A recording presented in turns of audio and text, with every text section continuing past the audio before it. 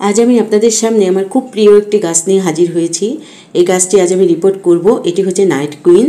প্রায় 1 বছর আগে আমি আমার এক ভাবির মাধ্যমে একটি পাতা সংগ্রহ করেছিলাম। এই যে সেই পাতার যে বুটার অংশটা, এই অংশটার থেকে আমার এই গাছটি হয়েছে। উপরের অংশটা কিন্তু পাতার মরে গিয়েছিল, শুকিয়ে গিয়েছিল, কিন্তু বুটার অংশটার থেকে আমার এই যে দেখুন 1 বছরে আমার এই গাছটি হয়েছে।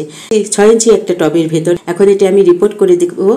এই জন্য প্রথমে বানানো মাটির ভিতরে বেশ কিছুটা লাল বালি এবং ফাঙ্গিসাইড দিয়ে আমি একটি বালিযুক্ত মিডিয়া রেডি করে নিলাম।